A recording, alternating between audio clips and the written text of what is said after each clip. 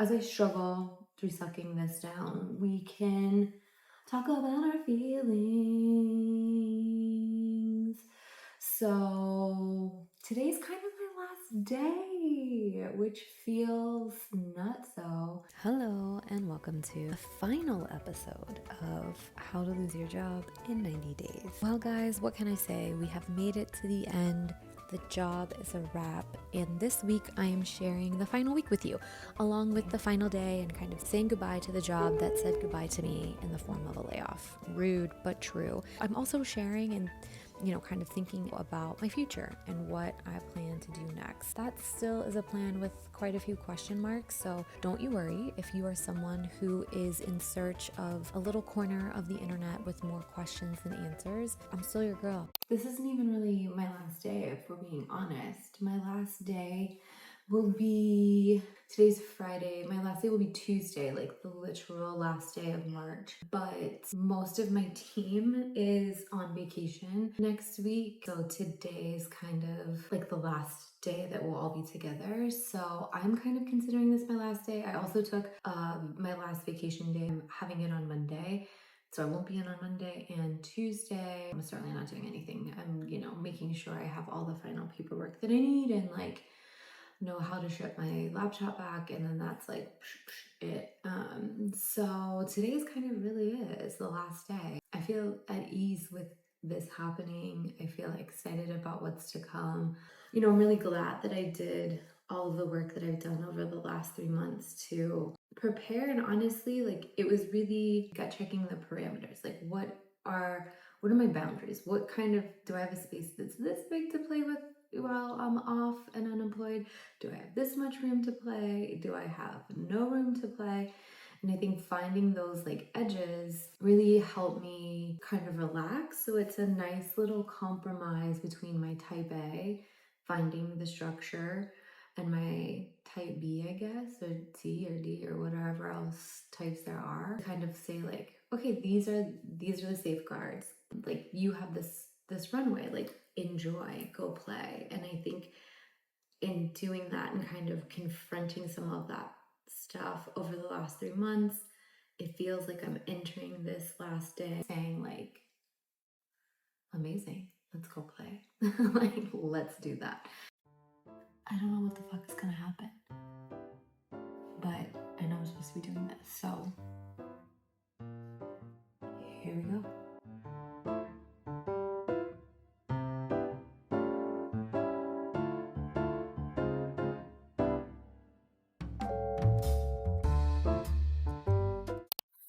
Hi. I'm realizing that on Friday, after I finished my little meeting, I just bolted. I just went right on with my life. So I thought I would kind of just summarize this whole process because it's over. We're done.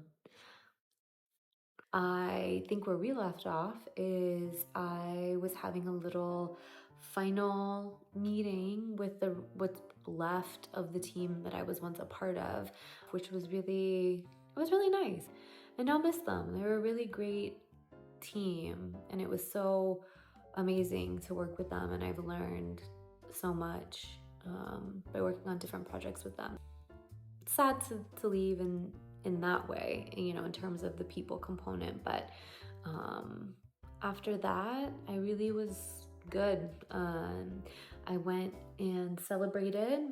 I've been working on celebrating in general. I'm not a very good celebrator, even in really optimistic and positive moments, let alone, the end, reaching the actual termination date of my job. But one of the things I'm working on is to be better at celebrating myself and accomplishments and life moments. And my sister is very good at that and reminding me to do that. So we decided to celebrate by drinking a bottle of champagne. We went to one of our favorite little bars/restaurants and sat there and just shared a bottle of champagne together, and it was everything I needed it to be. I felt good to celebrate because there's a lot to celebrate, even though the ending of this job, it's not something that I initiated, but it's still an ending of a chapter and a lot of accomplishments and a lot of really great things that I was able to do in my time with this company. So that still deserves celebration. But yeah, I think kind of on the other side of all of it, the whole journey of having, 90 days to kind of prepare for this ending has really helped me to just accept it and to not fight it. And I think a lot of that has to do with the fact that I didn't really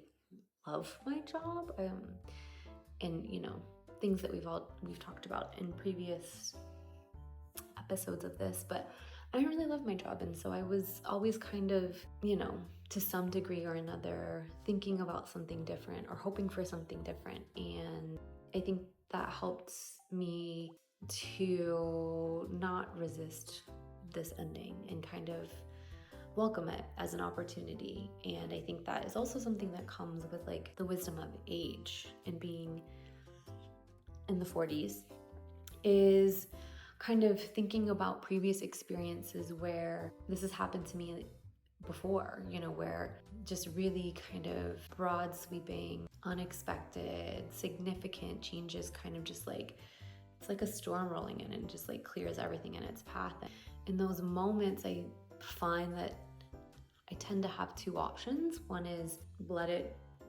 the storm do its thing, kind of roll with it and evaluate what to do once the dust settles, or resist it. And I think I have learned over time, resisting it is never helpful. Like if a change like this, that's not in the plans, that's, really out of your hands in a lot of ways, is I tend to believe there are other forces at play. There are other things happening in the world and in my world and my future that I can't necessarily see. And so the best thing for me is to like not put my energy into, swimming against the wave, but figuring out how to ride it.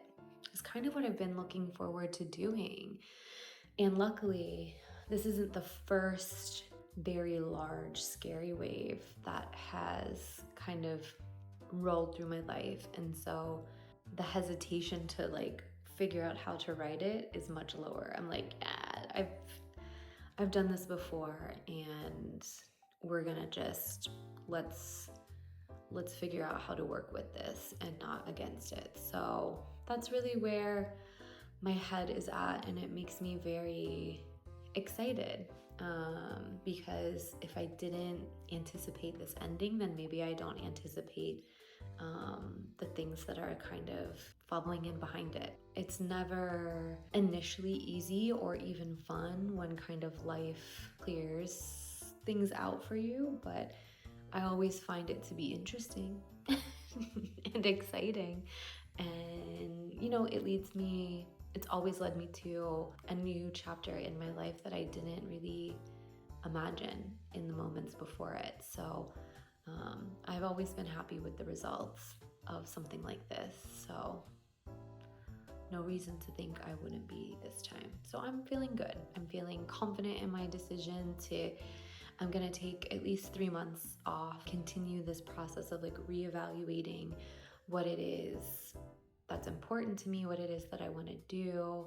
Also just reset in general, I think, is really what I'm looking for. Everything in the world just feels like it's elevated to such a urgent state. Are you kidding me? Are you kidding me? Are you kidding me? Are you kidding me? Yeah, are you kidding me? Oh, are you kidding me? It feels like I want to bring all of that as much as I can within myself down, and I don't want to be reactive, and I don't want to be operating from a place of urgency and fear and chaos. Like, no. And I think luckily, being a freelancer for so many years, navigating the uncertainty and taking advantage of time off is a lesson I've learned. And every single time I had time off and I'd get nervous about when would I have more work, the work would always come, and I would always regret that I spent my time off. I spent a portion of that being worried about what was to come and not just enjoying the gift of the break. So even though, of course, I'm not crazy. Of course, I'm aware of what the job market is like, what the global landscape is like, what the economy is like, all of those things. It's definitely scary, but I'm just gonna trust that I will find the right opportunity. It will happen. And that doesn't mean that I have to be stressed out the entire time between now and then. So let's see if I'm right. I don't know. We'll see. We'll see. We'll see one way or another. That's for sure. I don't want to feel overly optimistic or present like I'm overly optimistic, because earlier in the week I decided, well, one, I started my period. Great times. And I decided that it wasn't enough to just be starting my period and to be dealing with all of the emotions that that brings, that I actually wanted to be as sad as humanly possible in that day. So I started the week off on Sunday by watching Hamnet. And I knew it was going to be bad. I'd been saving this movie for a day. I knew I wanted to watch it. I've been very excited to watch it, but I have not done it. I had, held myself back from doing it because it was like, I need to wait for a day where I want to be sad. And the day that I want to be sad, I'll watch this movie and I'll cry my eyes out, and then it'll be perfect. I can't watch it on a day where I'm like having a good day or feeling upbeat and have a lot of energy and I'm like enjoying and taking advantage of that, because the second I watch this movie, no, man, I'm gonna have like turmoil to deal with. So I decided that Sunday, the first day of my period, was going to be the day that I just busted the dam of all emotions. So that's how I started the week. So it was heavy. It was couch, box of Kleenex, I think ugly crying for at least a solid 30 minutes. I ended the film with a headache. My eyes were swollen. It was so horrible, but so wonderful all at the same time. And actually would highly recommend the film, but do save it for a day that you were prepared to be emotionally destroyed and sit in the aftermath of that. One of the really beautiful things about the film is obviously one of the main themes and things that you're kind of like confronted with is grief and what that looks like and what it means to grieve. And so it was kind of nice, I think. It was an opportunity to kind of just let all emotion out. So even if there is some sadness or grief about ending with this company, leaving my role there, unsure of what lies ahead, unsure if I'm leaving like my industry for, if that's the last time I'm ever working in my industry, just like my life feels very malleable. It feels like there are a lot of things that could be changing for me. It was a really great opportunity to just cry about every possible thing that I could want, need, imagine crying about, just shoved into a 2-hour window. That's how I started the weekend. I feel like it really cleared the path. Emotional pathways were clear of all clutter, and it's made the rest of the week a little easier and a little bit lighter, because I was able to just really lean into the sadness at the beginning of the week. So moving forward, I'm planning to travel for the next 2-ish months. I'm planning to dive a little bit deeper into my language studies, my Spanish studies, and also to find some arts classes. And I am incredibly grateful for that. I'm incredibly grateful that I had this time to mentally and emotionally and materially, is that a word? Prepare my resources to take advantage of this time. I'm grateful that I'm willing to take a little bit of a risk in a moment that feels particularly unstable, kind of tend to myself, When it's also interesting, because one of the other things the movie, aside from grief for like the obvious reasons, and there's no spoilers here, like if you know anything about the movie, then like Hamnet dies. That's the whole thing. It also had me thinking about death, like naturally, that's like just a very core component of the film. And it was interesting because it had me, I've been thinking a lot about death anyway, but not in a negative way, but more so in like the relationship between like the passing of time and death, and just the limits of what we experience here and the time that we have here. And it makes me want to take advantage of the time that I have, and to take advantage of the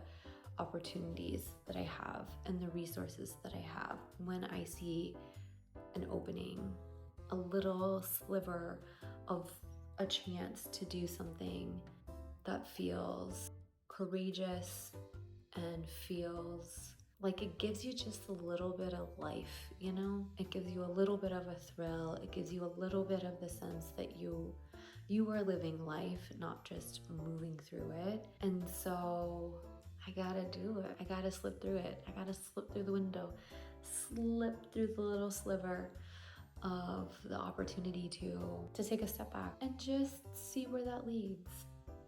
For right now, that's kind of all I can offer. So this is really it. This is the end of this little project of documenting this process of losing my job. This is really, I don't know, I need time to reflect and to see if I enjoyed doing this, if I want to continue doing this in some way. Maybe I'll see you again. Maybe I won't. Either way, it's been fun. I hope you're finding like whatever is important to you, taking the opportunities to explore whatever is important to you, or question the things that are important to you. Yeah. Okay. Love you. Bye.